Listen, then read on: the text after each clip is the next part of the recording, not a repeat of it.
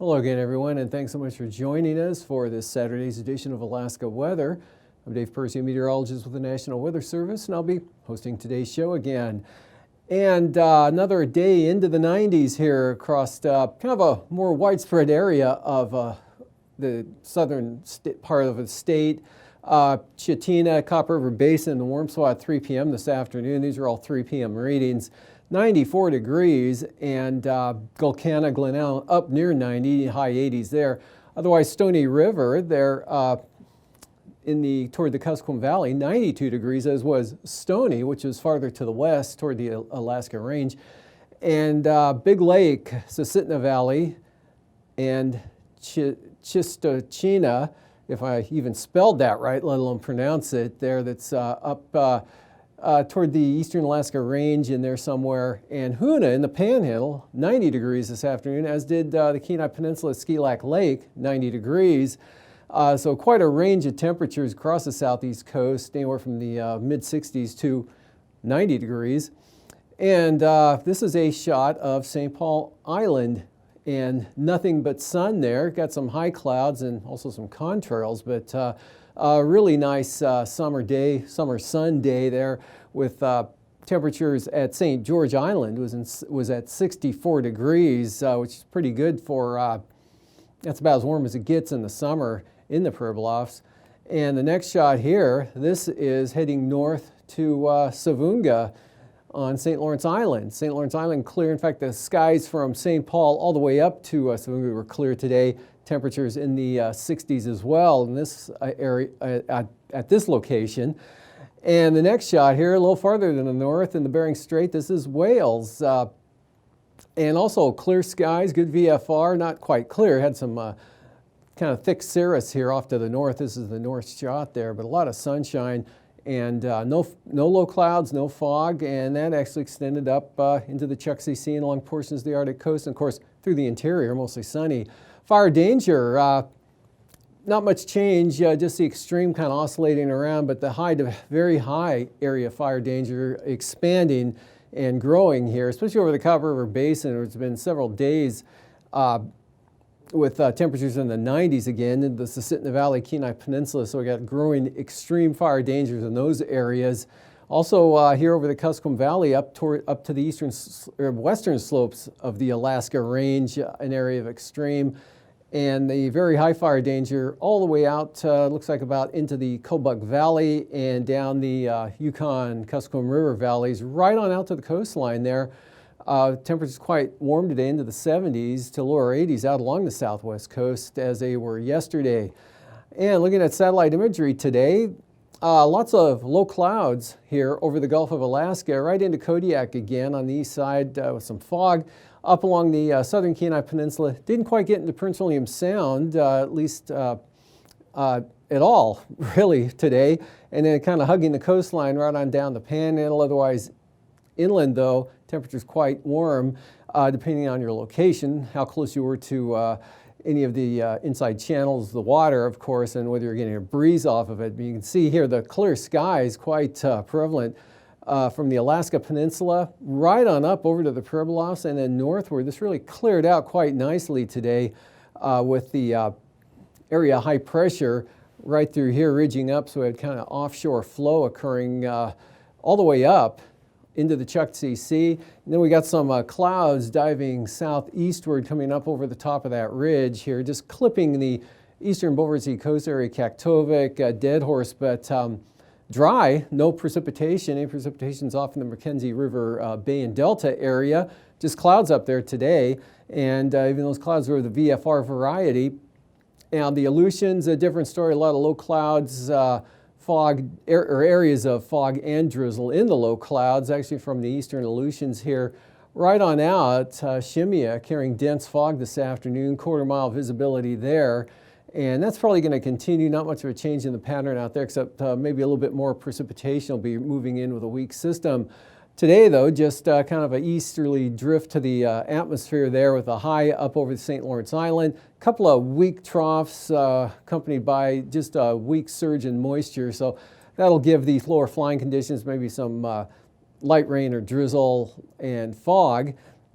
Otherwise, thermal trough, southern Alaska, again, temperatures 80s to lower 90s, and in some cases up to the mid-90s in this area, and even warmer up into the Tanana Valley, or than you were the last couple of days. Temperatures rise into the 80s. Very nice conditions, you can see all the way up to the Arctic coast and the southeast coast as well. Thunderstorms haven't developed yet, but there's a chance. There are some building showers there near the Stewart-Hyder area, just off to your east. And for tonight, look for the fog and low clouds to come back to the coastline and maybe make a little bit of headway into the inside waters, but nothing too significant. And same thing here along the North Gulf Coast, all the way back to Kodiak Island, possibly slipping on up into Prince William Sound. It's a possibility. Maybe, maybe not. Interior, dry, mostly clear. Areas of smoke as well in the interior here, as well as, of course, the Kenai Peninsula, and that dense smoke advisory for the western Kenai Peninsula out until 1 p.m. Sunday. High pressure over the northwest there, so that general offshore flow should keep it VFR here from the Pribilofs up to St. Lawrence Island. Maybe some low clouds might drift baback into the Bering Strait or Chukchi. It doesn't take much for that to happen, and there's still possible drizzle occurring or fog anywhere along the remainder of the Arctic coast later tonight. And system beginning to make an appearance out here over the, or just south of the western Aleutians, but kind of this east-southeast flow carrying surges of moisture, Fox Islands, and then areas of here into the central Aleutians. We'll see for tomorrow, this area of rain shifts just far enough to the north to bring periods of rain, light rain, fog to Adak-Atka, on out to Shimia. Wind's not much of a factor with this. No, I could pick up a little bit, but nothing too significant. High pressure, mostly sunny here. Again, Bristol Bay. Maybe trying to start to clear out the fog or push it back to the east here at Kodiak Island. It's going to be plagued with into the morning, but this flow turning a little bit more westerly with the trough up here to the north and the high here, so the clockwise flow, but it's very light.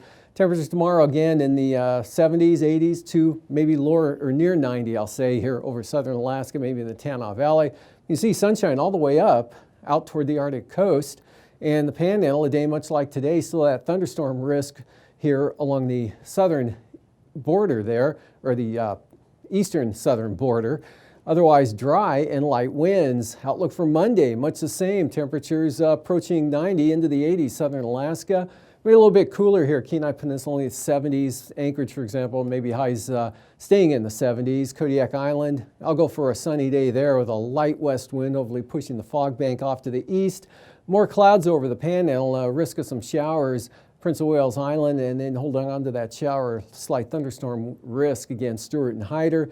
Dry to the north, chance of thunderstorms into the Skagway area. And that's about it. This front makes a little bit of headway to the east. Very weak though, just a narrow band of light rain with it. And again, the wind's not much of a factor. Low clouds, fog, mostly an IFR producing type system than a wind or precipitation producing system. Lows for tonight, very mild here again over the Kuskokwim Valley on out to the southwest coast in the upper 50s to lower to mid 60s with lows near 60 into the central interior and south central Alaska. 55 to 60, mid 50s Copper River Basin, upper 50 or 55 to 60 for the Panhandle as well, and near 40 along the Arctic coast. Highs for tomorrow, back near 90, Susitna Valley, Copper River Basin, a little cooler Kenai Peninsula, probably those warmer locations staying in the 80s. Back into the 70s, 80s, up toward 90 again for the southeast coast. 80s all the way back to the coastline, almost here, Kuskokwim, Yukon Delta. A little cooler for king salmon, and 55 to 65 along the Arctic coast. North slope into the 70s, lower 80s, or maybe or into the Brooks Range 70s, 60s on the north slope. Lows the following morning staying quite mild here over the central and southwest part of the state. Lows in the 60s and 55 to 60 again. Not much change really anywhere from what you see tomorrow morning. Highs back into the 80s to near 90 for the Kuscom Valley, upper 80s for the Sit Nevada, a little bit of cooling, but not much. Mid to upper 80s for Copper River Basin, 85 all the way up to Bettles. And looks a little cooler here for the Panhandle. Looks like 70s to lower 80s now and near 50 over the Aleutians. And now, aviation weather around Alaska.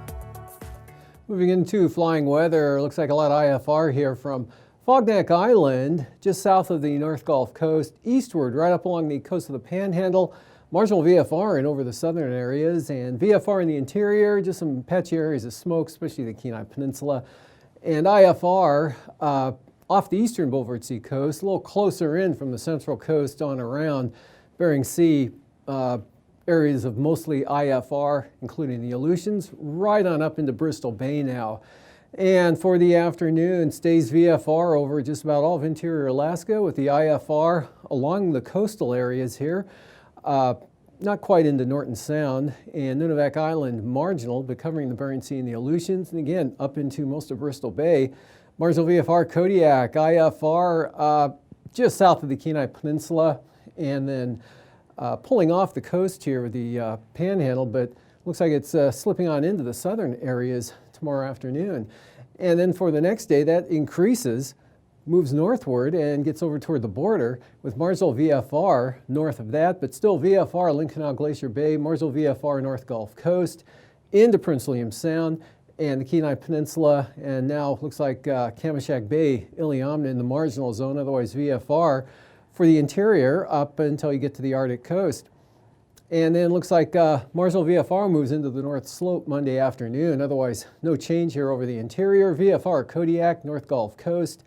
And IFR holding throughout the day over the extreme southern southeast coast, becoming marginal farther to the north, and no change out in the west. So looking at passes, Anatuvik and Adigan, another VFR day coming up for tomorrow and probably Monday as well.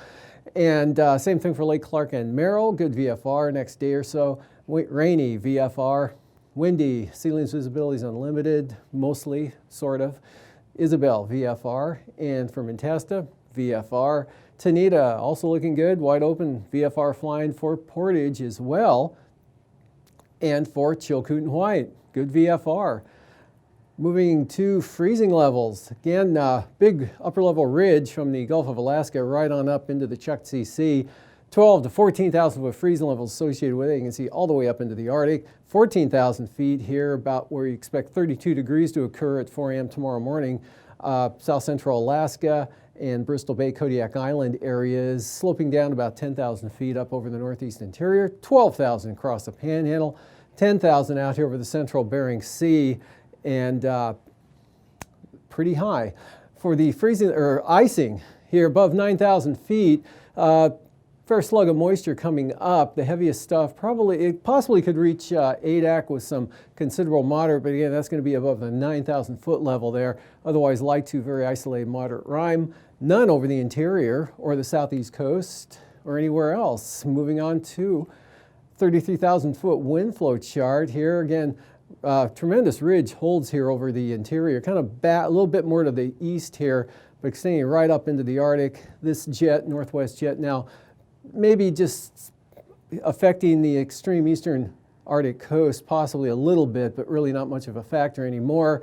Panhandle sitting under the ridge. In fact, the high pressure areas grab the whole scene. Much of the area of Alaska, except out here over the western Aleutians, southeast 70, and that's going to be pulling that moisture northwestward there into the central Aleutians, associated with a low just to the south of AKwx or so.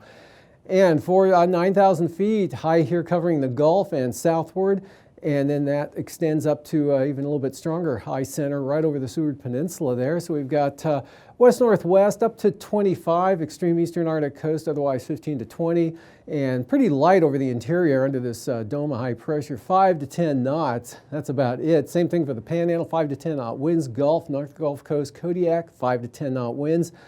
Start picking up here for the western Alaska Peninsula, maybe up to 30 knots, and 35 knots to the central Aleutians, about 25 for the Pribilofs and the western Aleutians. And for 3,000 feet, 25 knot winds, Alaska Peninsula, in along the Aleutians all the way out to 20 knots at Chimia. 10 to 15 farther to the north. Light winds under the high here. Maybe the Arctic coast, 20 knots at most here on the east side, otherwise 10 to 15 to just 10 on the western coast. Panhandle, light winds 5 to 10 knots. Same thing for the Gulf of Alaska and southern Alaska. Turbulence, not too much expected, possibly eastern Beaufort Sea coast and along the Alaska Peninsula and the western Aleutians. Welcome back to another edition of Alaska Weather Facts. I'm meteorologist Dave Snider, and joining us here today is Eric Stevens from the Geographic Information Network of Alaska at the University of Alaska Fairbanks, GINA for short. And Eric, you frequently come on the show to tell us about these really cool things that we're doing with satellites over Alaska and how we can use these really awesome tools. But I'm thinking all the while there has to be a mad scientist somewhere working on the next cool thing in the satellite laboratory. What is being developed today? Right. Well, you know, when I was a kid growing up in the boonies in North Dakota there, on Sunday after church, the old people, like my parents and their parents, would gather and have coffee and talk. And I kind of eavesdropped on them a little bit. And the theme of a lot of these conversations seemed to be, well, isn't it amazing what they can do these days, someone would say. Sure. And I was thinking, well, I don't know, I was too young. Right. Well, now I'm old enough in the weather satellite business. You can remember when. The new generation of weather satellites, I'm starting to say, isn't it amazing what they can do these days? Because it's always improving. Yes. Maybe an analogy here is like television. Television started in black and white, then it went to color. Analog signal transitioned to digital here a number of years ago. Standard definition becomes high definition. Right. Well, weather satellites are changing too. First weather satellites went up around 1960, not that long ago. No. It's comparatively young science. And every time a new series of satellite is launched, we learn from the past, so the mad scientists decide, well, we could make the next satellite even better in such and such a respect. Yes. And now the United States is on the verge of launching, or in progress of launching, a series of new geostationary satellites that are better than ever before. Okay. Let's take a look at some of the previews of what these new satellites can do. Peek inside the lab here, okay. Yeah, and so we'll peek in, and here are some mad scientists and mad technicians dressed in bunny suits.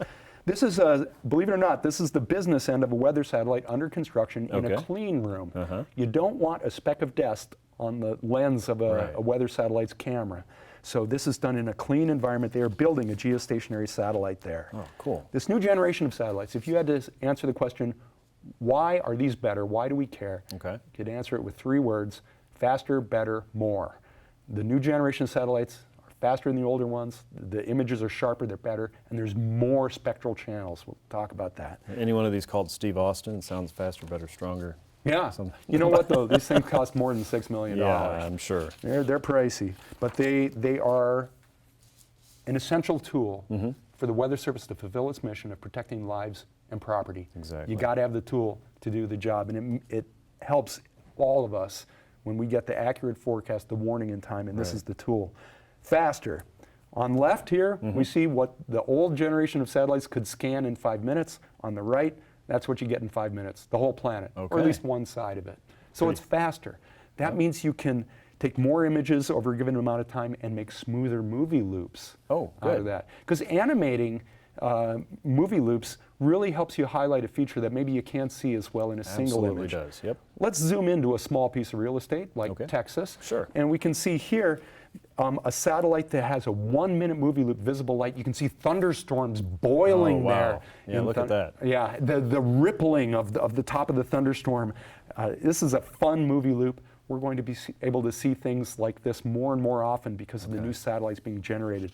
Some things are only evident in animation. So that's faster. Well, what's better? We're able to now have sharper imagery than before. The Japanese have a satellite that uses the same imager that is on the new generation of satellites that America is launching too. An imager, that's just a word for camera. It's the camera on a weather satellite. We have something called the Advanced Baseline Imager. Sounds important. ABI. It's important enough, it has an acronym. Everything's an acronym. Well, an ABI-like instrument is here over the Western Pacific, and we can see this color image. This is what a human eye might see if you were riding on the satellite. But it's a little bit fuzzy. With new technology, you can post-process the image taken by the satellite to highlight and sharpen some of the features. So this image here of the Western Pacific then becomes Whoa. this image. Thanks to the That's a big processing difference. techniques, yes, this is the newest technology. So we've got a new satellite that can provide better data than ever before. And on the ground, we can process it better than before as well to really sharpen up the imagery and to give us a better view of the weather than ever before. So faster and better and more. What do we mean by more? Well, on the older generation of satellites, the imager, the camera, had 5 slices of the spectral pie, visible imagery, infrared imagery, something we can't see from the human eye. A lot of different slices of the pie. We're going from 5. The new imager has 16 slices. Each slice has its own relevance. Some are best for volcanic ash, for smoke, for dust, for telling the difference between smoke and dust, which can look similar under some infrared channels, but other ones bring out certain things. All of these 16 bands are important. In fact, some of the mad scientists, they didn't want 16, they wanted 24. There's always more you can do. But that'll be the next generation of satellites. So now we say, isn't it amazing what we can do these days? And you know what? It makes you think, well, what's the future going to be like too? It's so important to be able to know what's going on now in the weather. If you're going to forecast the future, you got to know where things are now. And satellites are the way to see that, especially in Alaska, where we don't have as many observations down on the ground. The satellites fill in the holes. Yeah, really important stuff. And I love hearing about what we can see right now, but I love thinking about what is possible in the future. It's amazing stuff. And since you paid for it, it's a good time to learn about it. If you'd like, check out the website at www.goes-r.gov. And as I understand, it's a really easy website to use. Oh yeah, a lot of good information about what these new satellites mean to Americans. And it's the Weather Service's mission to protect lives and property, and this is the tool how to do it. Cool stuff, Eric. Thanks so much for sharing that with us today, and thank you for joining us right here in Alaska Weather Facts. We'll see you next time.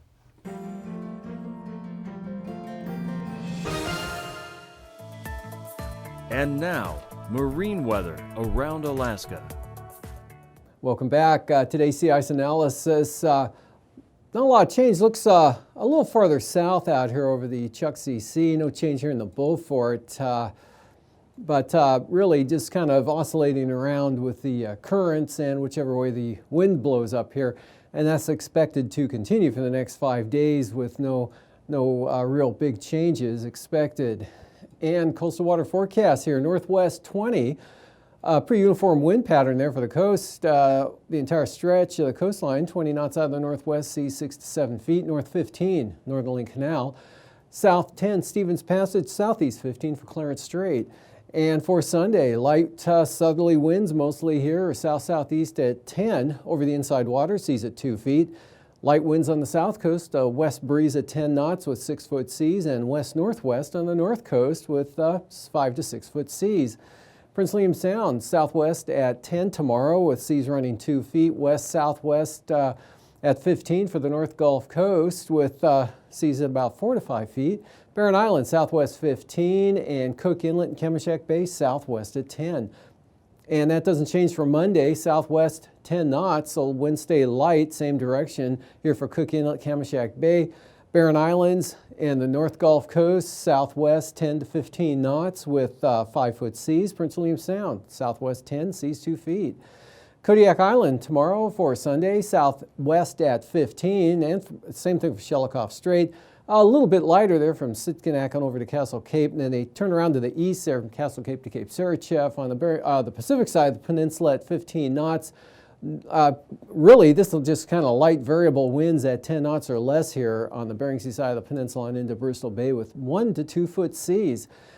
And northeast winds at 10 for Monday, so a couple of real light wind days here for the peninsula. In fact, all areas there with west 15, Prince William Sound, southwest 15 again, Kodiak Island. That'll extend southwest of Sitkinak to Castle Cape. And for the Aleutians out west, easterlies become northeast there for the far western zone at 20 knots, east 20 knots, Adak and Atka. And that extends all the way eastward to Unalaska Island. Seas are running anywhere from 3 to 8 feet, of course highest on the Pacific side of the islands. And for Monday, southeast or east-southeast, southeast 20 for Ridmac Island. For Unalaska Island, Umak Island, east-southeast of 25, small craft advisories there, and east-southeast 20 for Adak and Atka, and then 15-knot winds on out to the west.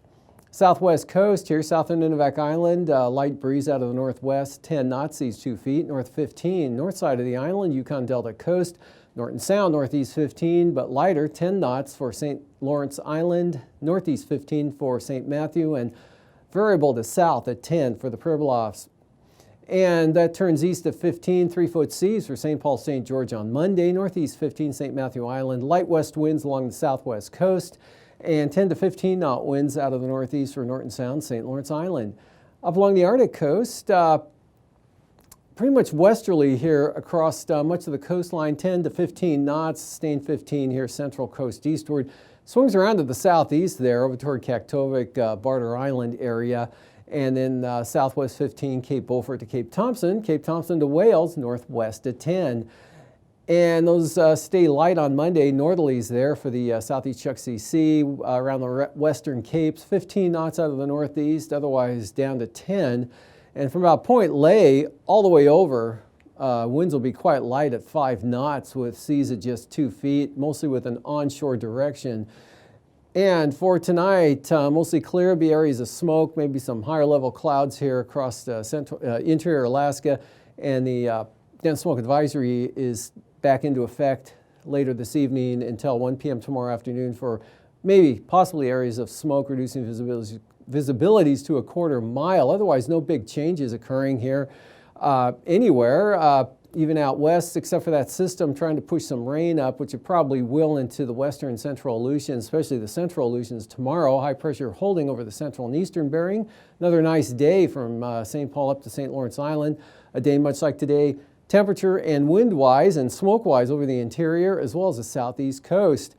And the outlook for Monday, a little cooler here across southern Alaska, I believe, probably lose the 90s, but staying warm and sunny, 80s all the way up to the Brooks Range. These forecasts are for planning purposes only. Call 1-800-WX-BRIEF for a formal pre-flight briefing. Always file a flight plan before you go flying.